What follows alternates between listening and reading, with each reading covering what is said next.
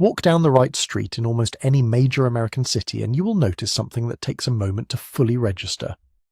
The old buildings, the ones with stone facades and heavy cornices, seem to be sinking. Their ground floor windows sit at chest height or lower, sometimes at knee height, sometimes below the sidewalk entirely.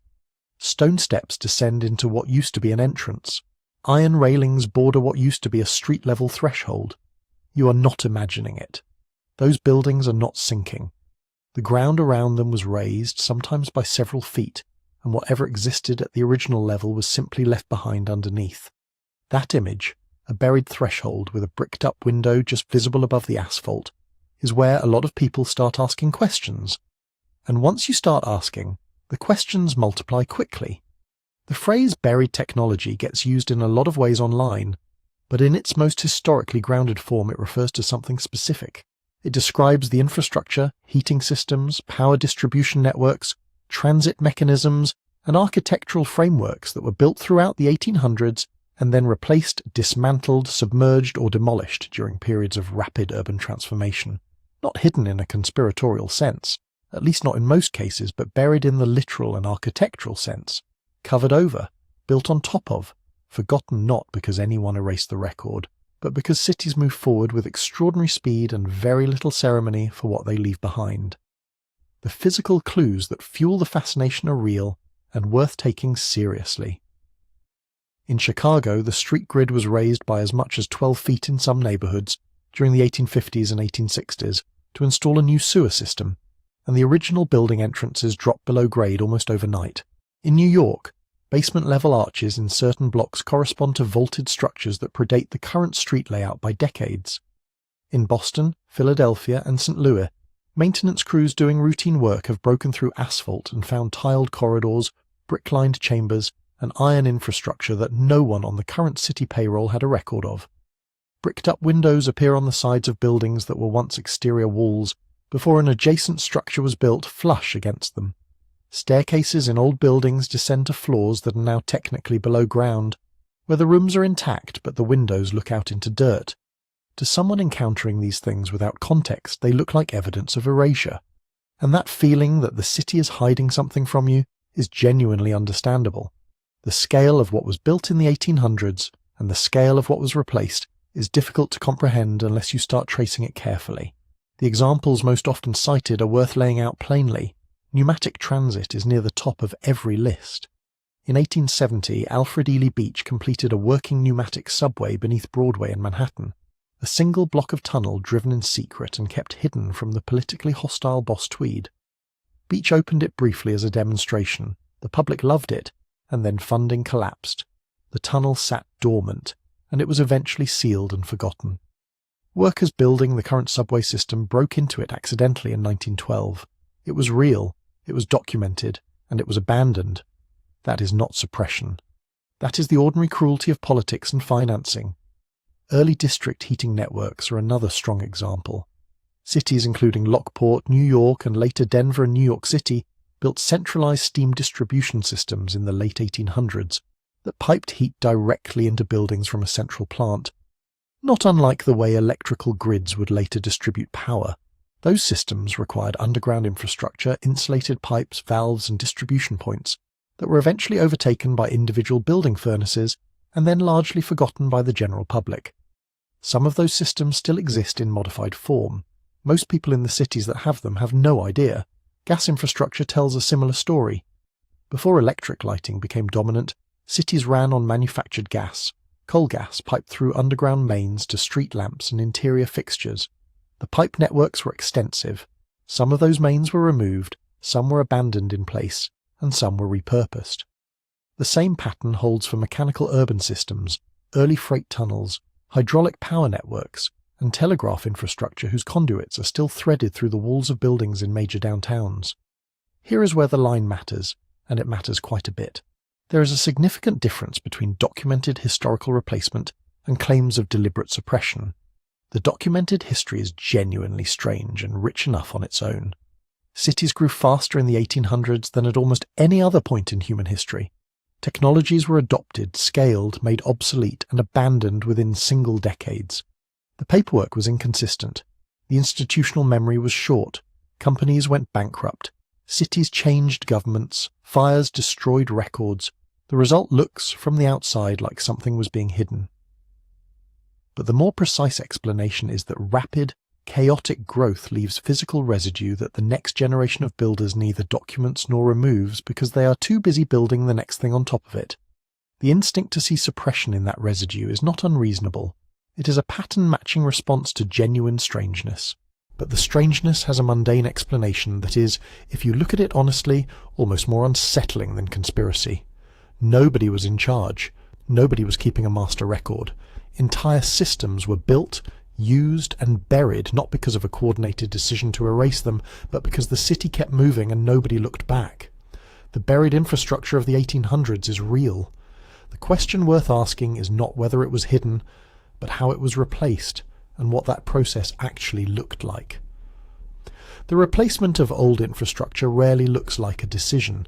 It looks like a slow accumulation of smaller decisions, each one made by a different person in a different office for a reason that seemed obvious at the time, until one day the old system is simply gone and nobody working on the new one remembers exactly when it stopped. Start with the practical forces because they are less dramatic than conspiracy but far more powerful.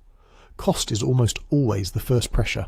A steam-powered hydraulic network that serves a city centre efficiently at a certain scale becomes ruinously expensive to extend when the city doubles in size. Maintenance compounds the problem. Early pneumatic and hydraulic systems required specialised workers who understood the specific quirks of each installation, and as those workers retired or died, the knowledge went with them. Replacement parts were custom fabricated.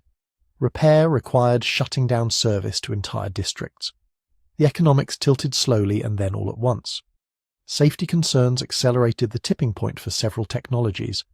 Gas infrastructure under city streets was a persistent fire and explosion risk, and every time a main ruptured beneath a busy block, the political calculus shifted a little further toward finding an alternative. Early steam distribution systems required regular inspection of underground components that were difficult and dangerous to access. The boiler explosions of the mid-1800s, some of which killed dozens of people at a time, generated enormous public pressure to move towards systems that did not carry the same catastrophic failure potential. When electric lighting began to demonstrate that it could be scaled without building a pressure vessel under every city block, the transition had a momentum that was partly technological and partly driven by the memory of things that had burned or exploded. Standardization is the piece that gets discussed least but mattered enormously. Early infrastructure systems were proprietary in ways that would seem bizarre today. The fittings used by one gas company would not connect to the mains of a neighbouring company. Pneumatic systems in different cities were built to incompatible tolerances. Electrical systems in the 1880s and 1890s were a particular disaster of competing voltages, frequencies, and physical standards, which is part of why the transition to centralised utility power took as long as it did. Once federal and state regulators began imposing uniform standards on electrical distribution, gas service, and water infrastructure, the older bespoke systems became stranded assets. You could not connect them to the emerging grid. You could not get certified parts. You could not get insurance. They became islands, and islands in city infrastructure do not survive long. Electrification is the single largest driver of replacement for nearly every other system. The centralized electrical utility model that emerged from the work of Edison Westinghouse and their many competitors and successors provided something that earlier mechanical, steam, gas, and pneumatic systems could not. A single distribution medium that could power an almost unlimited variety of end-use applications through a standardized connection point. Once that logic took hold, it dismantled the economic justification for everything parallel to it.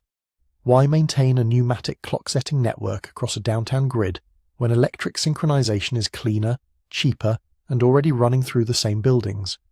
Why extend a hydraulic power network to new blocks when electric motors can do the same work with a wire and a socket? The older systems did not disappear overnight, but electrification removed the incentive to invest in them, and without investment, the maintenance debt accumulated until replacement became cheaper than repair. City design changes and public health reform applied pressure from a different direction. The great sanitation reforms of the late 1800s, driven by germ theory and the catastrophic cholera and typhoid outbreaks that had periodically devastated urban populations, required the wholesale reconstruction of underground infrastructure in most major cities. New sewer systems, new water mains, new street grades. That reconstruction buried or destroyed significant portions of older infrastructure simply as a byproduct. It was not targeted erasure. It was the physical consequence of building a new system through the same space occupied by an old one. The raising of Chicago's street grades, the installation of New York's modern sewer network, the relaying of water infrastructure in Boston and Philadelphia, all of these projects left older systems sealed beneath them, not because anyone decided to hide them, but because removing them would have cost more than leaving them in place. The difference between that process and true suppression is visible in the historical record, and this is where the evidence matters. Transitions of the kind described here leave extensive paper trails: rate commission filings, municipal bond documents, engineering society journals, newspaper coverage of utility mergers, insurance underwriter surveys, bankruptcy proceedings. The Beach Pneumatic subway in New York was covered in the press when it opened, covered when it failed to get funded, and covered again when construction workers rediscovered it. The hydraulic power network that ran through Lower Manhattan was documented by the companies that built it and by the city agencies that eventually decommissioned it. What looks like suppression, on examination, turns out to be ordinary institutional forgetting combined with a public that stopped paying attention once the system stopped working. The theories about lost advanced civilization or hidden free energy that cluster around 1800s infrastructure follow a recognizable logic. You see something real and strange, a buried corridor, a system you did not know existed, a technology that seems more sophisticated than the period should have allowed, and the gap between what you expected and what you found feels like it needs a dramatic explanation. But the dramatic explanation is usually the wrong one. The 1800s were genuinely remarkable. Engineers in that period built things of extraordinary ambition and complexity, often with inadequate capital, inconsistent regulation, and tools we would consider primitive. Some of those things worked brilliantly, some failed. Most were eventually replaced by something cheaper, safer, or more compatible with the systems growing up around them. If any of this has made you want to look further, the path is actually accessible. City archives hold engineering surveys, utility maps, and permit records that most people never consult. Sanborn fire insurance maps, available through most public libraries and digitized through university collections, show building footprints, basement configurations, and underground utility routes for most American cities at 10-year intervals going back to the 1860s. Historical Engineering Society proceedings contain detailed technical descriptions of systems that have been out of service for a century. Physical evidence is often still present in old buildings, in basements, in sealed utility corridors, in the stubs of pipe connections that were never fully removed. The infrastructure of the 1800s was not hidden from you. It was just never introduced. The records are there. Start with the maps.